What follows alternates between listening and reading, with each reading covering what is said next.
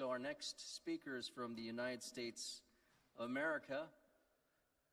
Next presenter, he's a good friend of mine, Bill Moyer, and he's from the Catholic Men of Central Texas, and he'll tell you what he's doing.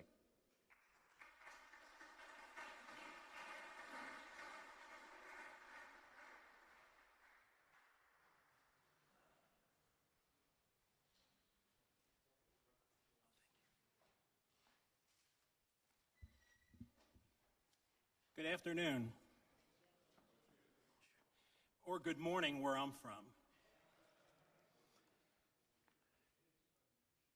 10 minutes is a really short time to talk about 12 years, the last 12 years of what's been happening in my life and in the Central Texas area where I'm from, and in the United States where a lot of our amazing things in men's ministry have been happening. So I'm going to give you short little bits of information just to give you a sense of what's happening there. And God has just done some amazing things. First of all, probably like many of you, I didn't wake up one day and say, you know, I'd really like to go out and minister to other men. I came into the church after 10 years of marriage and a major conversion experience that I'll tell you at another time. And to the delight of my wife after 10 years of marriage, to have this godly husband instead of this worldly husband just was a life changer for us. After that time, I moved from Pennsylvania to Waco, Texas, an area where it's hard to be Catholic, and really grew in my faith. And God called me to what up to that point was maybe, other than marriage and children, the best thing that ever happened to me. Called me to minister to youth, to youth ministry. Spent 14 years along with my wife, working with high school teens, going to retreats, conferences, national conferences. In fact, spoke at many of those. Loved that more than almost anything that I've ever experienced. But one day, after 14 years of spending that time with young people, sitting in adoration in a holy hour, God very clearly spoke to me and said, your time is finished with that. I want you to go be a fisher of men. I want you to go out and minister to men. And if any of you have ever worked with young people, you would answer the same way as I did. I'd say, God, I don't even like men very much. Most of your kids have cried on my shoulder about their fathers not being present in their life. So that gave me certain attitudes. I had a father who wasn't present in my life as well, so I really understood that. So I went in kind of kicking and screaming when he called me to that. Now that was 1 a.m. on a Friday morning. That Sunday morning, after Mass, a good friend of mine, a new convert to the faith, Robert Tunmeyer, came and tapped me on the shoulder and said, in my prayer last night, God told me that we're supposed to start a men's ministry here in our parish, and he told me you're supposed to help me. So we sat down, kind of organized our thoughts. We had no idea how to start. I knew how to start youth ministry, so we said, let's start with there. Men are nothing more than little boys anyway.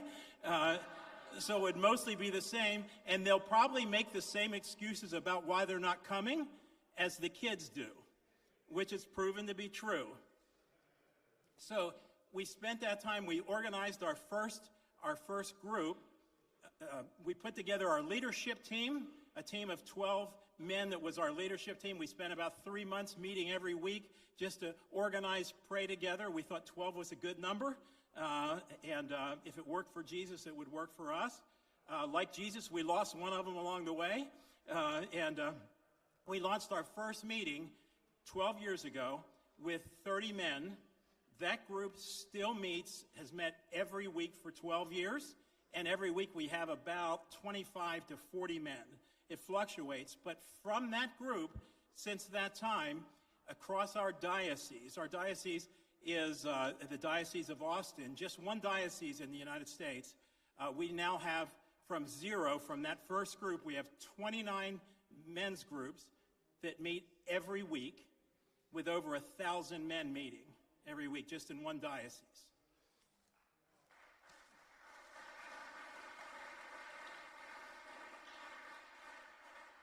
But God had an even bigger plan. As part of our organization, we found a group that was kind of inspired years before from Promise Keepers in the U.S. called the National Fellowship of Catholic Men, and we brought them in to help us get organized. That's how we got started. Along the way, about a year into that journey, they asked if I would be their executive director and travel around the U.S. helping other men's groups get started. So during that next almost 2 years, I traveled around the U.S., spoke to over 100,000 men in 23 different states at men's conferences, and then would stay for a few days afterwards to meet with the leadership team and kind of lay out the plan of how to get started. We didn't tell them what they had to do. We just laid out the structure of what was necessary about forming a leadership team just as Jesus did and spending that time together. So I can't encourage you enough that everything rises and falls on leadership. If the leader gets tired and there's not another man to stand next to them and lift them up, Jesus never sent them out in ones, he sent them out in twos. And he kept his leadership team together and made sure. And I think the reason we've had the growth that we've experienced has come just from that.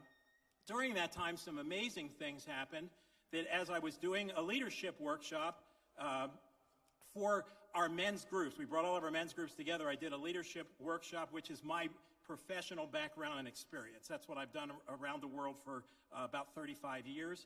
I was doing that. My son was with me, who was at that time was right out of college, and we had traveled together and spoken at many conferences. But I asked a question that I always had asked before, but somehow it struck my son in a really powerful way. And the question that I asked was, who has been the spiritual role model in your family? Who's been somebody who's been a great spiritual role model in your life? Only 1 out of 20 men, 3 out of 60 that were in the room, chose their father. Most of them chose their mother, their grandmother, a few grandfathers. But for the most part, most of them chose women as their spiritual role model. I looked over and I saw my son counting up the tally when they handed in their answers, and he said, "There's only 3 of you, and one of those is me." So that means there's really only 2 here. And on the way home after that, he said, "I felt like God was calling us, he and I, to go do something about that." So he said, "I think we should write a book about fathers and their sons and about fathers being the spiritual role model in the family." And 6 months later, my son and I released this book, which is what we used as we traveled around the country. And it's a book about fathers and their sons and about men being a spiritual role model told in a story, a true story. And it's also a story of forgiveness and reconciliation. So that became kind of our calling card. That's what I used as I traveled in the future. Now, so just a few other things that we have going on that I think are really important, and I wrote them down to make sure I stay in my 10 minutes. I mentioned the National Fellowship of Catholic Men.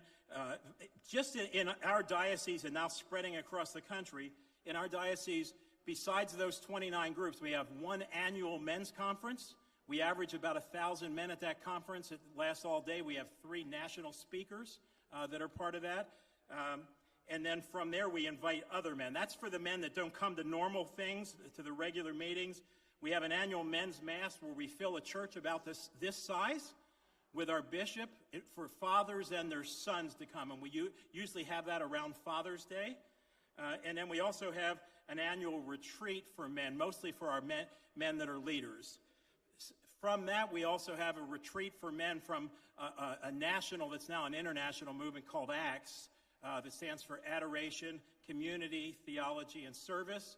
And it brings men together for a weekend to come together, and a lot of men who have never experienced the Holy Spirit like that in a really powerful way. And that's spread like wildfire now across the United States.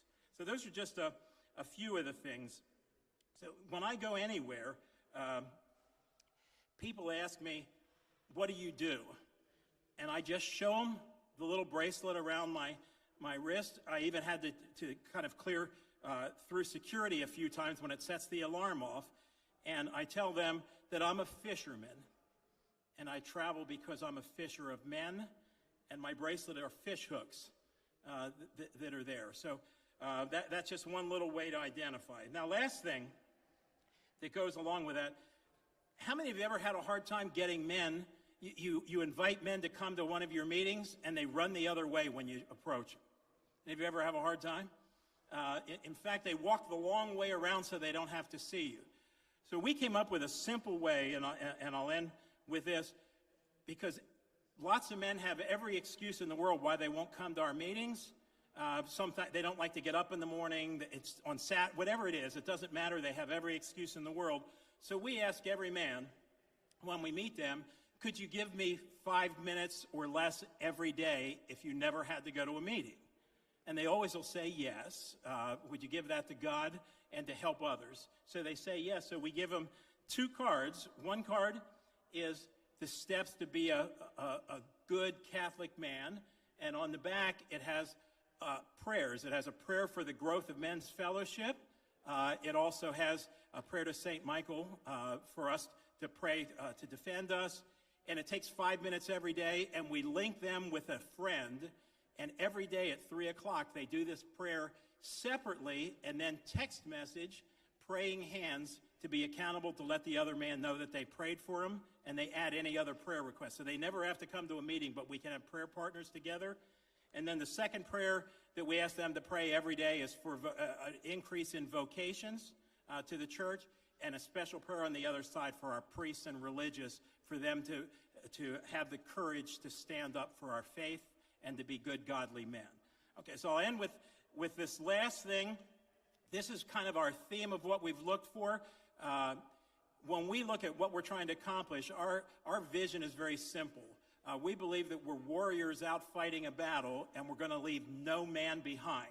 We're never going to leave the battlefield any day and leave even one single man behind. So that's our rallying cry. This is a book that we just released, took 5 years to create, came from some of our Protestant brothers, and we wrote a Catholic version of it, and it's a guidebook of how to form men's ministry. We sent a copy of this book to every bishop in the United States with a letter offering our services to help them to come into any diocese and help them get started, and that's starting to spread. Some bishops never read it, but many did, and a few, we won't mention any names, but we also then sent it in every diocese. Now just finished sending it to every priest in every diocese in the United States as well. So we have much work to do. Just use the tools, the resources that we have. Whatever you have, share with everyone else. It's a gift because nothing comes from us. Everything comes through us. Amen? Okay, so thank you guys.